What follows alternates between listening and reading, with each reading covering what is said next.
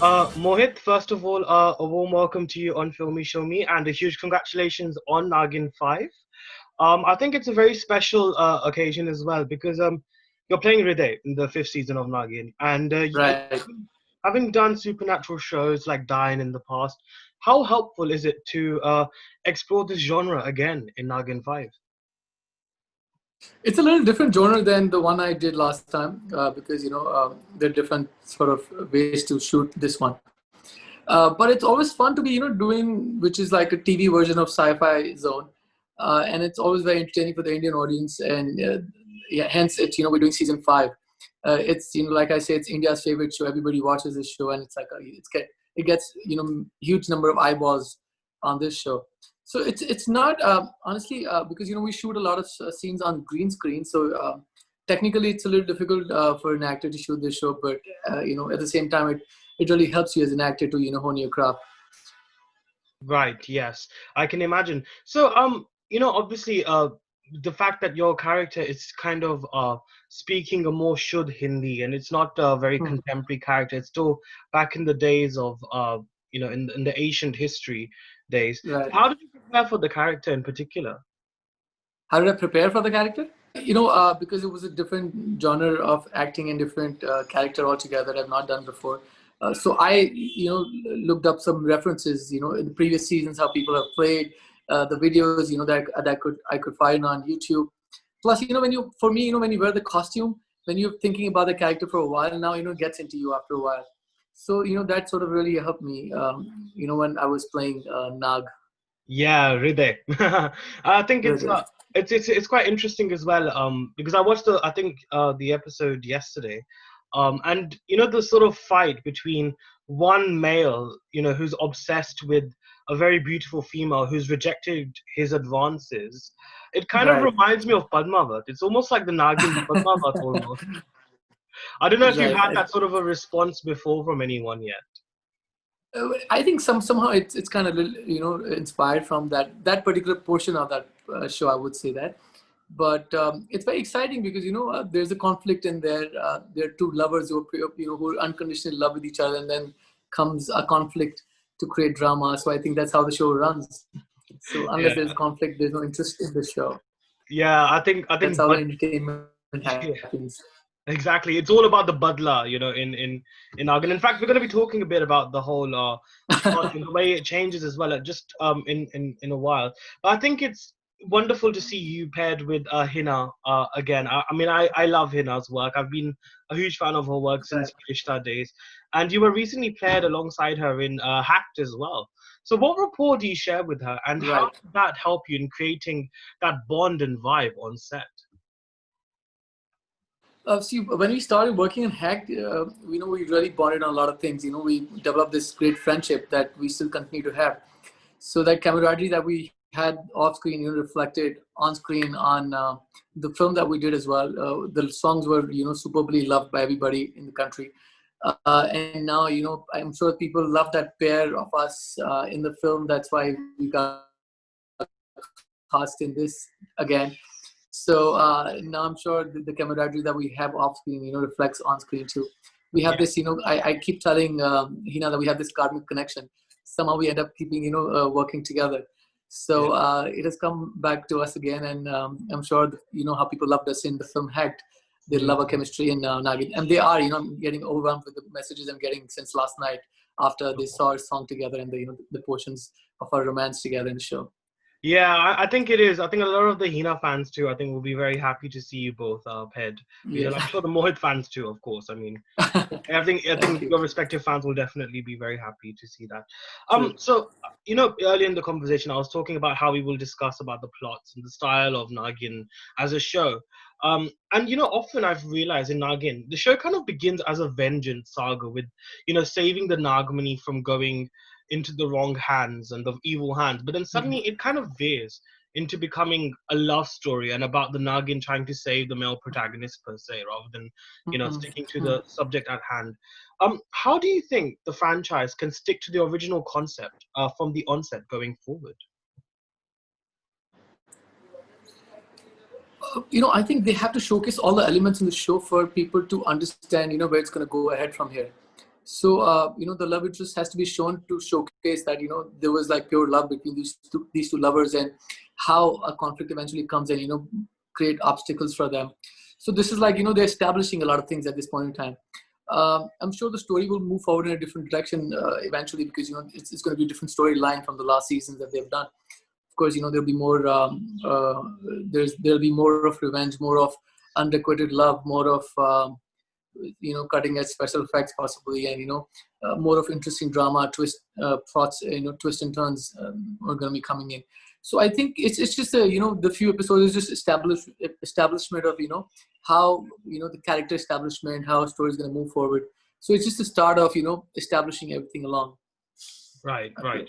I mean, I think Nagin does always have a lot of twists and turns as well, and I'm definitely hoping. I mean, this series is quite special, actually, this season in particular, because it's kind of going back to the roots of how it all began, right? Like, it's about how the Nagin sort of took the avatars and became who they were. So I think that's definitely a special aspect as well that we can all look forward to. I think I want to speak a bit more about you, Mohit. I mean, I've watched you and I still remember and love you as Karthik in Bade Achhe Lagte Hain. I don't think I can ever get over that. Thank you. I mean, so obviously, your career in television actually, I believe, began with Splitsvilla. So before you did serials and stuff. So what importance do you think reality shows play in establishing an actor's career? Honestly, for me, I think the reality show I did when I was like really, really young, I think about 19, 20 years old, it could be a great start to get showcased on a particular platform. But eventually, if you have to make a mark as an actor, only your craft can take you, forward. So it can give you a good start. It could be your beginner's luck eventually, a reality show. But unless you have worked on your craft, unless you have worked something that creates that interesting element for audience to watch you, or I think that's the only way to sustain in the industry. Yes, it is definitely very difficult as well. And again, we will also be touching on that aspect as well, just later on. But Hacked obviously marked your film debut as well, because obviously I believe, like, some actors have this sort of dream, right, to kind of how their dream role would be, or the sort of actors or the directors they'll Right. be working with. What was your initial expectations like before you made your debut in Hacked, and how did that change after doing Hacked? Honestly, I did not have any expectations. I was going by the script, because for me, I always believe content is the king. So wherever Mhm. regardless of the platform I am part of, because content has always proved, you know, the ace in every project. Right. So when Hack came to me, I'd already done a web series with Vikram Bhatt called Maya 3, which Krishna Bhatt had directed. Yeah. So when this came my way after they saw my work in Maya 3, and I love the whole concept of how you can get really socially hacked, and everybody. This is so relevant in these times. Everybody's on social media. Half of your life is spent on social media because all your information is out there. Everybody's trying to get some attention there, and you're prone to getting hacked there. So when that came to me, I realized this could be a great platform, great debut for me to debut, a great story for me to debut, and it kind of just everything just fell in place. And I was playing a musician in there. I've always loved music.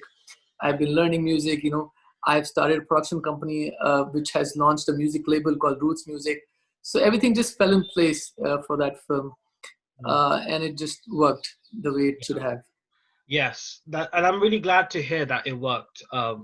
seamlessly. And I'm really glad to hear that, you didn't really have that many big expectations. Because I think it's very difficult, isn't it? I think sometimes, from a lot of discussions that I've had with, actors who have uh, aspired to make it, sort of big in Bollywood, Mhm. so to speak, there's always that whole hopes of and expectations, which are sort of, I guess, dashed when you come to Mumbai, right? So I True. guess it's like, I guess it's one of those things where you sort of, where the reality really does hit you But mainstream. there's no definition of honestly big. If you keep Mm. chasing that big, it might not even happen. You have to keep working on your craft. I feel, as long as you keep adding to your body of work, Yeah. regardless of thinking which platform it is, you keep doing well. And you never know when you'll make it big, because if you can't go by the thinking, oh, this is going to be the big project. If I do it, I'll be superstar. But you will never know. Sometimes you'll do Mhm. a small film, it'll get so appreciated that you will actually get to the big league after that. So there is no fixed formula in this industry. For me, I believe, as long as you're doing good work, regardless of the platform, as long as you're putting your 100%, honing your craft like each day and making the best of what you can, and leave the rest to people and the audience and the God, I think everything just falls in place eventually. Yes, exactly. And again, just from what I was saying in the question as well, so you obviously don't consider yourself to be a part of that race to make it into the mainstream, so to speak. I would like to be part of the mainstream Bollywood actor, but I am not in a hurry. I have that patience. I know, I wouldn't know. Like I don't know. This is the time it's gonna happen. It will happen, but it's not something that I'm only thinking about. I'm just working. I'm working on my craft. I'm working on my body of work. As long as I'm adding to that, I'm sure it's gonna happen with its due time. Yes, absolutely. I think so as well.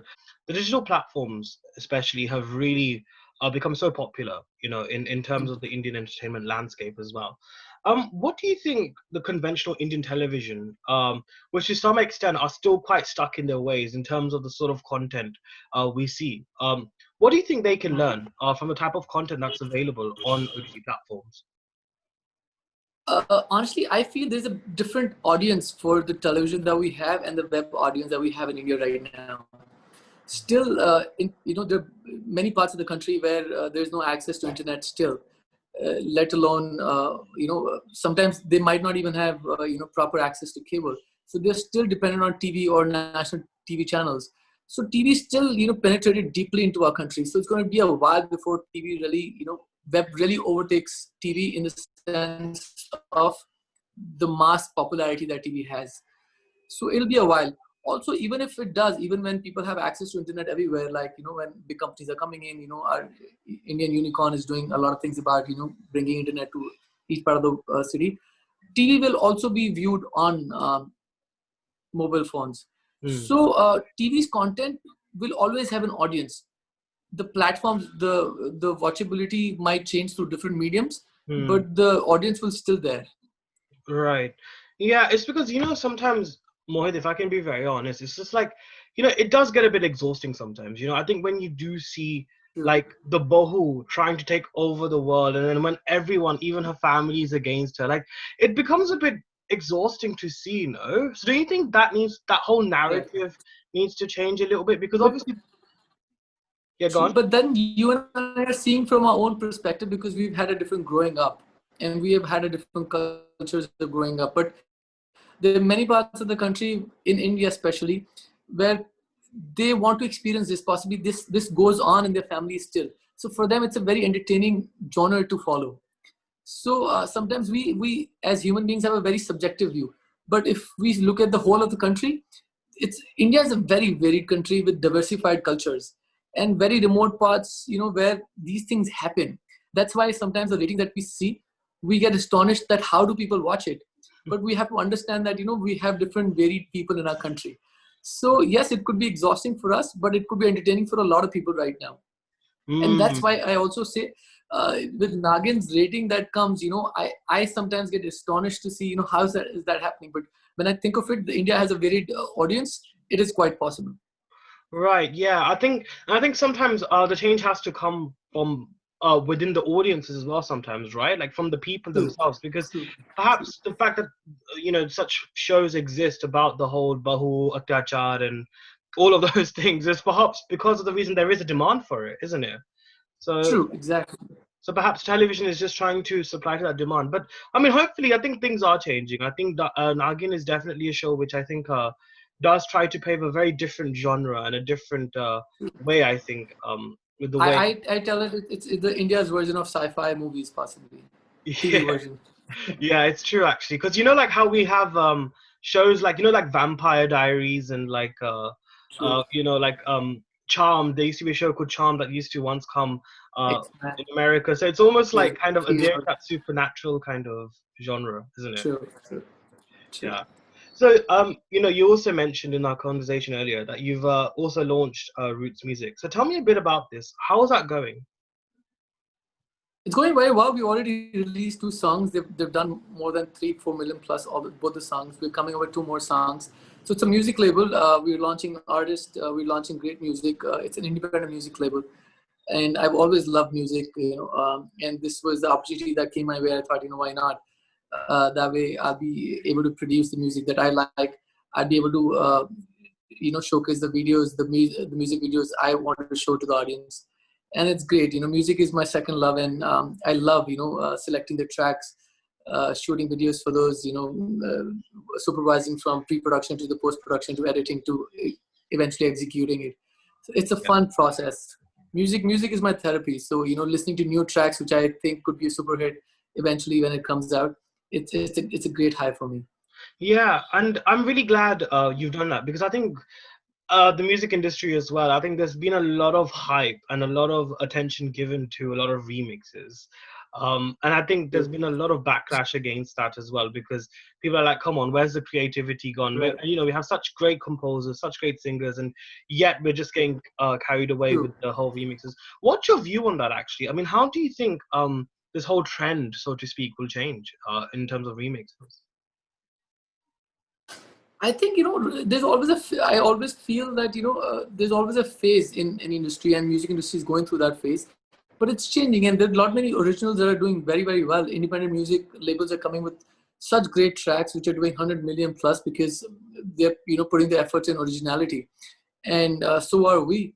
I think it's just a phase that will change, and people love original songs, original numbers, and plus it's a great platform to give opportunities to new composers, new singers, new musicians.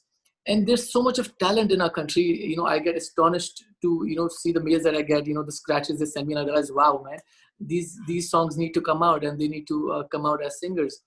So I think it's just a amalgamation of everything, and eventually the original tracks will do even more better than the remixes phase that's going on possibly.